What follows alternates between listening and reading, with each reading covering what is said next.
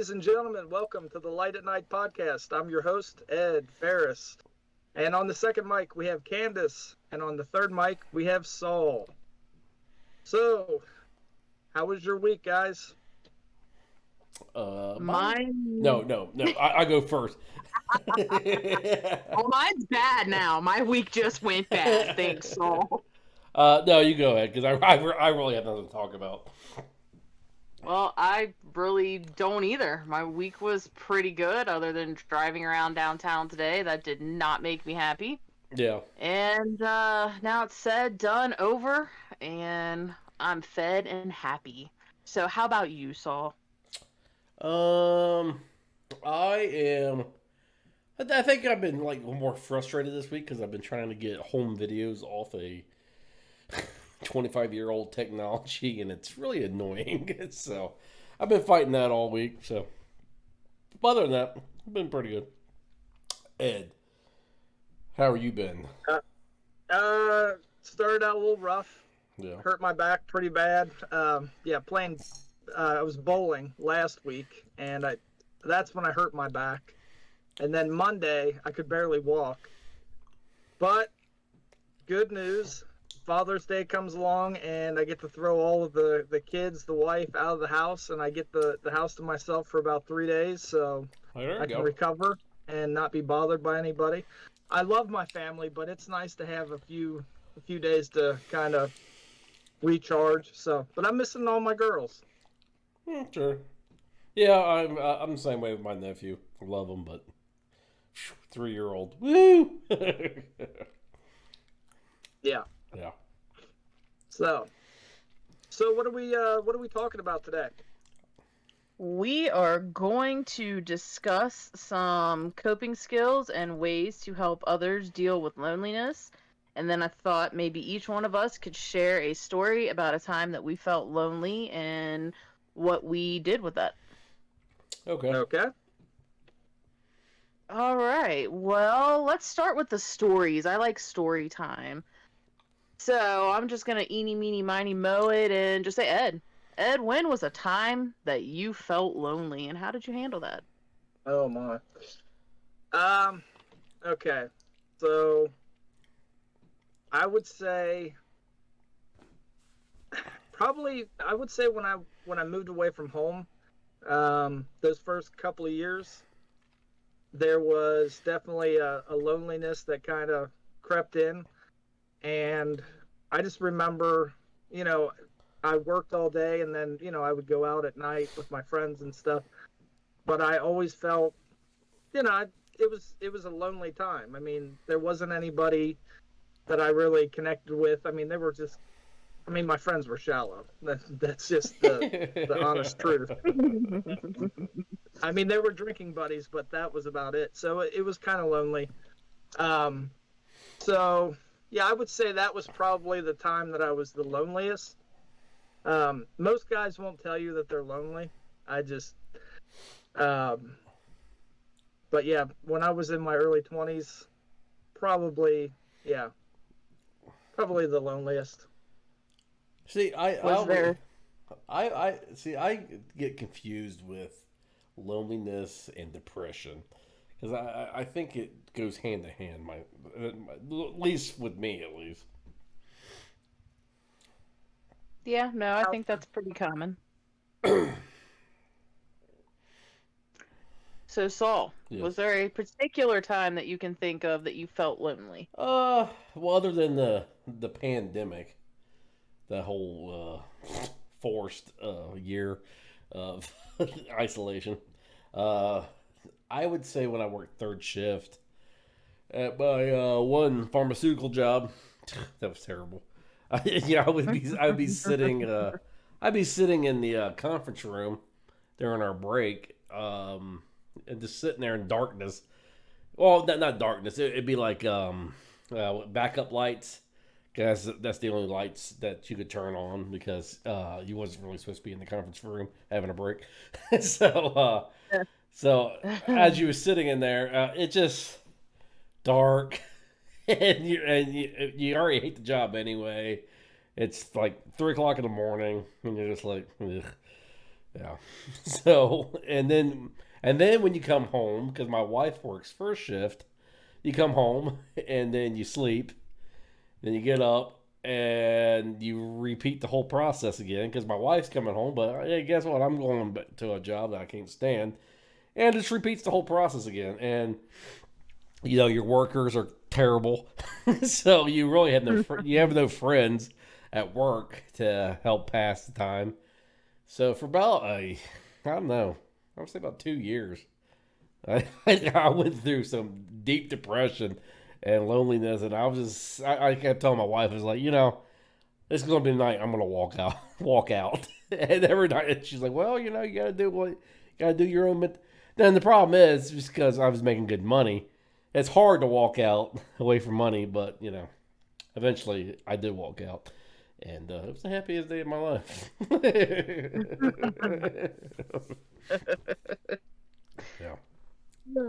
Well, speaking of said company that you were mentioning, that kind of made me think of one more time that I felt lonely, but the 10 years that my husband put in there at that same company working the night shift Yeah. was very lonely for me because I didn't see him, and it really did cause a void in our marriage, and Well, sure. it was a deep loneliness, that is for sure. I mean, it even caused problems just as far as our family unit went.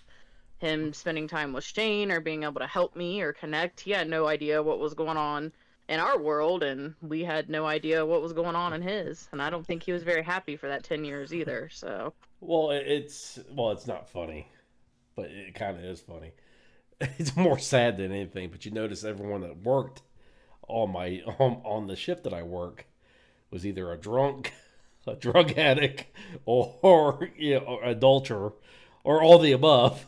Because I mean, you're just so lonely, and you repeat the process over and over again. And some of those guys would work like 7 days a week, and I'm like, my God, it's like 12-hour shifts. No, so yeah. yeah, my husband was that 7 days a week guy there for a while. So, I mean, I felt like I wasn't even married. I mean, you're making good money, but it gets to the point where you're just like, it just isn't worth it. So, Yeah, no, definitely not. I'd have to say I have two more times that I felt lonely, but definitely after my son was born and still being fairly young. A lot of my friends didn't have kids and were still out doing their thing, and he had a lot of health issues and things like that. So I would go literally days on end just staying up with him and have nobody with me, no kind of help. And that definitely was some loneliness there. And I'm sure a lot of parents can relate in different aspects. And then, of course, the time I spent in solitary confinement. That was difficult. A really gross, small room that you cannot get out of, but for 1 hour a day. Now, And, now you can share this. Don't share it. How long was you in solitary confinement? a little over 2 weeks, so not too long. But for me, I mean, it wasn't good. So I was going through all kinds of things, sickness, and it was just not good. well, so I listened to this guy. He's cleaned up his life. He used to be a mob boss actually, and he was talking about his time in solitary confinement, where he was in it for I think he said like 5 months, and he's like solitary confinement is worse than death. He's like, because he's like, humans are meant to be social creatures. And if you take that away and you're just in solitary confinement with your thoughts and everything, he's like, it messes with you. He's like, it's not good. Would you concur with that? Most definitely, and especially if you have any kind of anxiety issues. And sadly, at the time, I was going through drug withdrawal, so I had anxiety issues, and my mind was racing, and I literally had some moments where I felt like I was battling with Satan. Sure. I mean, it was rough. Sure. And there was no TV, there was no anything. They didn't give me any books. I kept begging them for books and stuff. They're like, yeah, okay, whatever. They don't give you just books? stay in there. Shut up. They would not. They don't let you read it? Good God. No, I mean, they can. They're supposed to, but no, they wouldn't bring anything, and they're jerks. So Yeah. They can do whatever they want to do, even if they're not supposed to. So it was rough. Thank goodness it was only a little over a couple weeks, but I could see where that would cause someone to go insane and maybe not come back. So Well, sure. makes good sense. It's like, well, and I kind of already know this question. It's like, are we creating a society of just, I mean, how are you supposed to be redeemed when you mess up and you get put in a situation like that? You're just making that person even more crazy, Yeah. Yeah, I mean, you're literally, depending on which facility you're at, you're literally treated like an animal. So, Sure. yeah. When you said 2 weeks, I mean, I sort of got like a little bit of my heart skipped a beat. Like, oh my gosh, I don't think I could handle that. To be alone with my thoughts. No. It's one thing to isolate yourself when you have the internet and you have some distractions, but to be by yourself without anything to take your mind off of what's going on, and no, that's I mean, I don't know how you did it. I would have snapped. yeah, I wanted to. So now, I don't know what the legal. Now, legally, they have to let you go outside or something, don't they? Let you walk around or something? No, you get 1 hour a day out of your cell, and I'm claustrophobic too, so there's like no airflow, and it is a cell that I think it might be like 6 by 6. I mean, it's not very big at all. I could reach out and touch both walls. Oh, And you're laying on a metal slab. I mean, I felt like I was in the morgue, but there's no airflow. It's not like you see, I mean, it's different at different places, but it's not bars on the doors. It's a sealed metal door with a little tiny window. And no, you get an hour out and you can shower, do your phone calls, and possibly catch a little bit of TV. And that's it. And you're right back in. And it doesn't matter. You can hit the button and call for somebody. You can do whatever you want, and they pretty much just ignore you because they're used to people going crazy in that situation. Well, So, gee, I wonder why. yeah. So I mean, it was gross and it was very uncomfortable. But had it not been for prayer, I honestly don't think that I would have made it because I had moments where I definitely know that God was with me. So. Sure. I don't know how people can do years and whatnot. I mean, it was torturous. It definitely was. And then knowing, all the things that I had done to get myself put in there, how I'd hurt my family members just emotionally and mentally and whatnot, and just everything. So you got all that crashing down on top of you. It was a learning lesson, and obviously it did the trick because Sure. I'm better now. Sure. Sure. That is for sure. No. Wow. So, guys, do you want to go ahead and discuss some coping skills and ways to help others deal with loneliness and yourself? Sure. Well, yeah, based on what you just told us, I mean, you should be an expert at this now. I don't know about that, but I know a few things. Well, you got some skin in the game, so go ahead. Thanks. Yeah, I don't know what I'd call it, but I definitely got something in there. All right.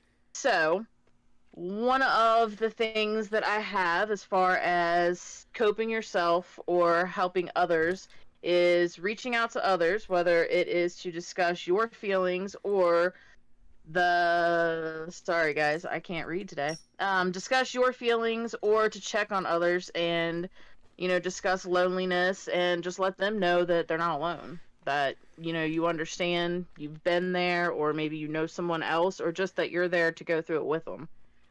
And I think that really can do a lot of good for a lot of people. Yeah. Any thoughts? Well, let me play devil's advocate. So as a guy, I don't want to speak for all men, but for a guy, we typically won't do that. Yeah. That's right. I mean, that's been my experience from, whether if I were lonely, like most men don't recognize other men being lonely. And, and we definitely don't recognize ourselves being lonely until we're out of it. You understand what I'm saying? Yeah. Right.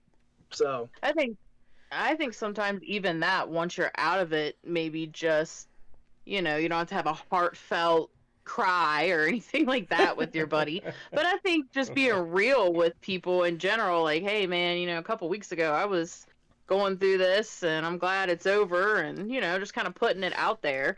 And I think if you had a friend that did that at some point in time and you had that in the back of your mind, and then you see months or years down the line that same kind of behavior that you saw out of them before, you might just say, hey man, you doing okay? You want to go get something to eat? You want to catch a movie? And Well, Yeah. I think well, I will also like Ed said, play devil's advocate, because I remember when I had a panic attack and I was trying to share with people that legitimately cared for me. I know they did and they loved me, but when I was able to share with them, I was like, I just don't think right. My brain, there's something wrong with it. The panic attack did something to me, and I told these people that, and they're like, yeah, well, yeah, I don't know. I guess you just gotta keep on, because they don't know how to respond to that. Like I said, I know they cared, but they're just like, yeah, well, that kind of sucks. So yeah, so I can see. rough. So I can see, when certain people, you're afraid to reach out, because when you do reach out, like I did, like you said, I had God and everything, so I kind of fell back on that. But when you're trying to leaning on somebody, you're just like, oh, kind of sucks, Gotta push through it, son. Yeah. So. Like running on two broken legs. You got this. Well, so Yeah, well- So I mean, you got that too. So I can see why people don't share, because you're just like, okay, well, thank you. Yeah. Well, let me give you an example of what I'm talking about. So I would say that it's not a major loneliness, but there's definitely a loneliness element to it, and that is, right now I'm the stay-at-home parent. Okay, now typically, I mean, you have stay-at-home dads, but a lot of them are, I don't know how to put this. They're I don't know, they're a little bit more girly than I am. I don't get along with a lot of the stay-at-home dads. Not all of them, but some of them are a little, But I would say that I couldn't imagine going to one of my friends and going, man, it's really a struggle being a stay-at-home dad. And they're like, yeah, well, I just came back from the coal mine. And yeah, it's really rough there too, buddy. You know what I'm saying? Like, Yeah. and I can't talk to stay-at-home moms, so there is like this thing that's like, who do you talk to? Sure. I'm glad you asked that, because that brings us into our next one. Thank you, Ed. There we go. The next That's one, why I'm here. Yes, and we appreciate you so much. But in that case, it's, I think for most people, whether you can talk about it openly or have anyone, or if you can't, it works just to reach out to professionals, counselors, therapists, your family doctor, and be open and honest about your feelings and life situations. And I think sometimes it's easier to go that route because they don't have a personal link with you. And for me, it's still a little awkward, because I'm more like a guy. I'm not one to just reach out to my friends like, oh, I'm so lonely and sad. But, I'd be more likely to reach out to a therapist, a counselor, and I feel like they're maybe a little more equipped too. They have the credentials, they have the experience, and they can maybe direct you or help you, where your friend is going to maybe be just as lost as you. But sometimes you do need to, it depends, I think, on a personal preference, what kind of person you are.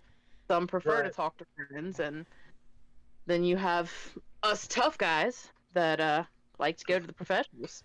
So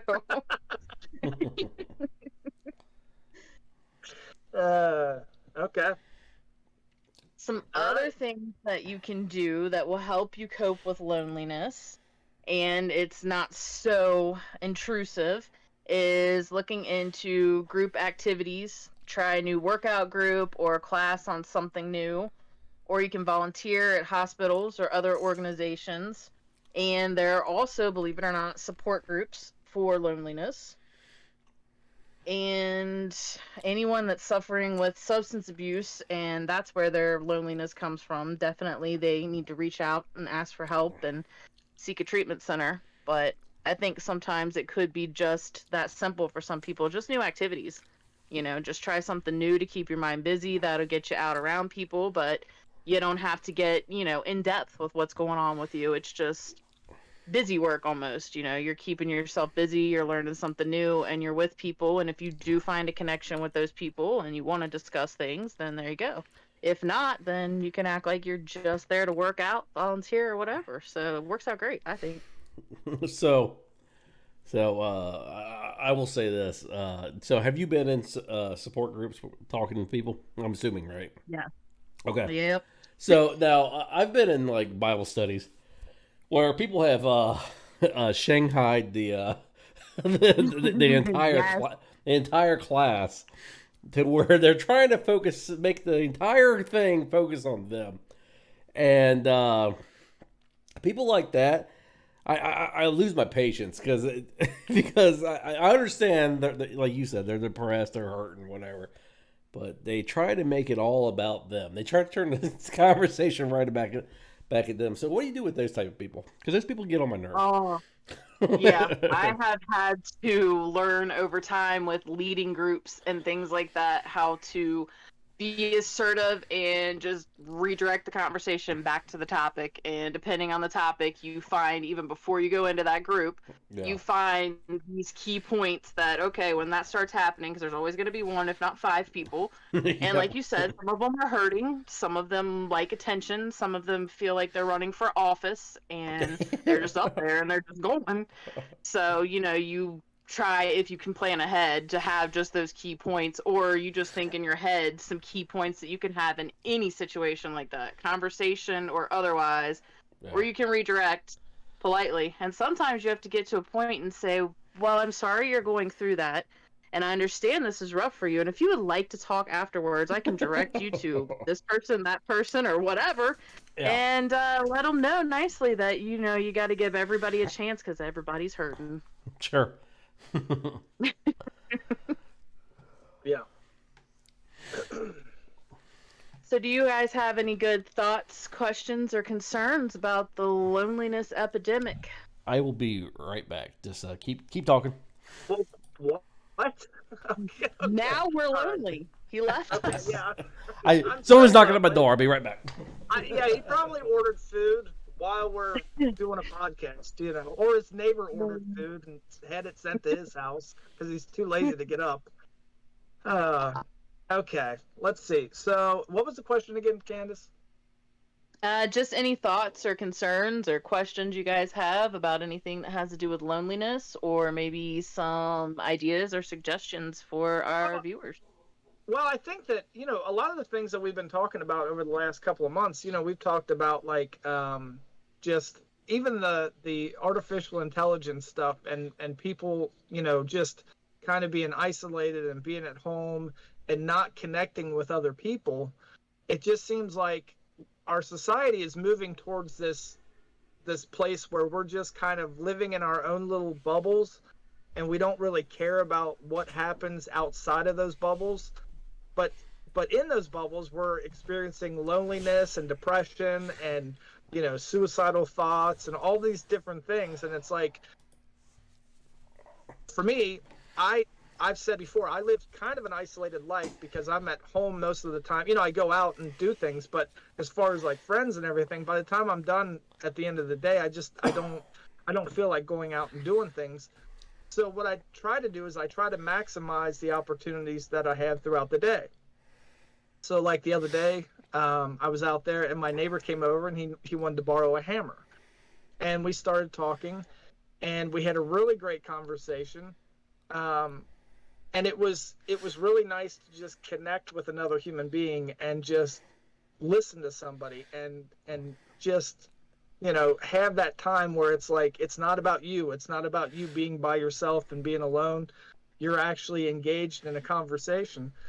So I think what I would say is, even if you are a little bit isolated, whether it be your job or just your life in general, try to take those opportunities to, talk to people, even in little spurts where you can just connect with another human being. I think that it's very healthy for us as humans just to do that. So that would be my thing.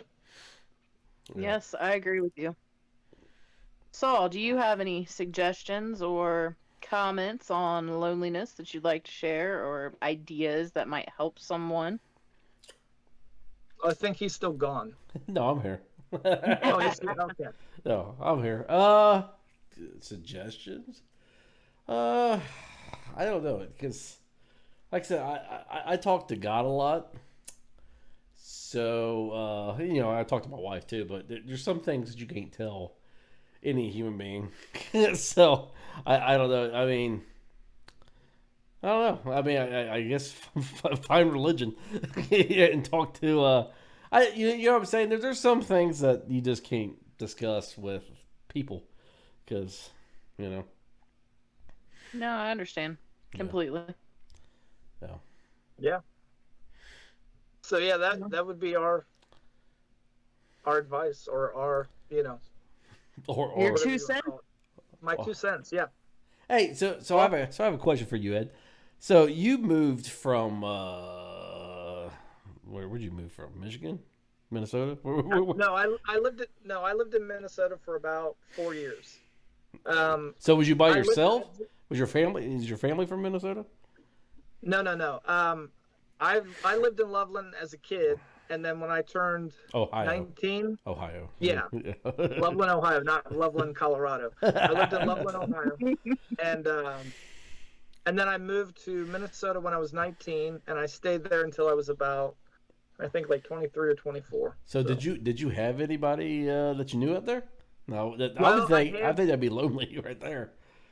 Well, yeah, I mean, it definitely was. I went there because my friend that I grew up with, she was pregnant, and she was like, "Will you come up and help me?" And I think she wanted a babysitter, but that just didn't happen. I think I babysat maybe once or twice. Yeah. But I hung out with her, and I think she was lonely, and she just needed somebody. So, I would go over there and just hang out.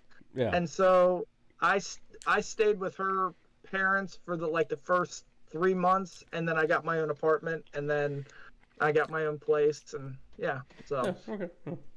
Because it was a good experience. I've never lived by myself, so I literally was with my parents and I moved into my wife. So Yeah. I've never experienced that part of just being by yourself and stuff like that. So It can be very lonely, especially when things happen to your house and you don't know how to fix everything. So sure. yeah, it was a lonely experience. So I was just curious. but yeah. Yep. I All right, think Candice. I think sometimes too there is like a fear that comes along with loneliness, or a fear that comes before that, the fear of being lonely. And I think that's why a lot of people, like your friend or other people I've known, I think there have been times in my life, I hate to admit it before, but I had that fear of that feeling of loneliness coming back and would want someone around. It wasn't often, but I think that happens to people a lot too. You need someone, even if you don't tell them what's going on, you just to know they're there, even if it's just in the house, or they could be sitting outside reading a book, but they're nearby. Sure. Well, you say that, and I actually can relate to that, and I think my dad was very similar. Like after my mom passed away, he did okay, but you could tell he was definitely one of those guys that needed to be married, because I think he really liked just having someone there, not just to make food or whatever. He Sure. really liked the companionship and just being with someone. And I think for me, I'm kind of the same way. Like I don't think I could have stayed single my whole life. Like I just couldn't. Yeah. There's just a part of me that is like I don't want to live that way. Yeah. So yeah. Yeah. I can see that. But I think that it's a mistake when people get married because they're afraid of being lonely. Yes. You see what I'm saying? Like I think Definitely, you should find somebody that you actually love and Yes. spend time with them. Don't get married because you're like Yes. don't take that the wrong way. Yes, I know a couple of people that did that. I'm glad you cleared that up, so we don't have a bunch of people emailing the show like, well, Ed gave us this advice and we went and found this person and our life is crap now. Oh, So I'm glad you pointed that I out. want to have somebody. Yeah. Yeah. or they were already married and they just didn't know it. So it became a whole thing there.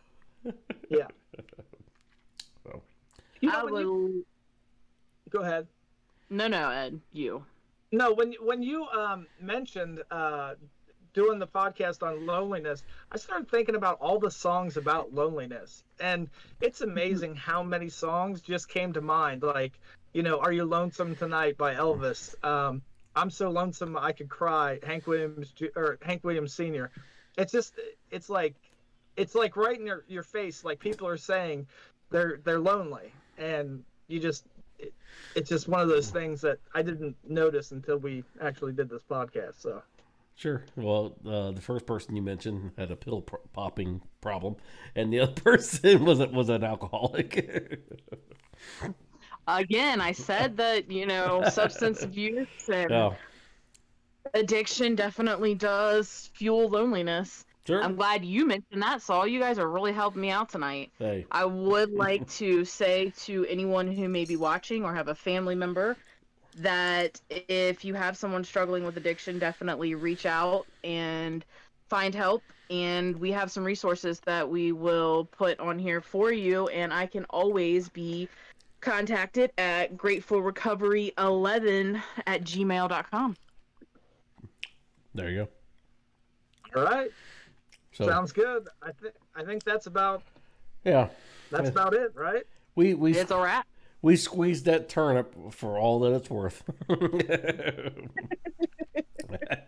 Well, thank you for listening to the One on Podcast.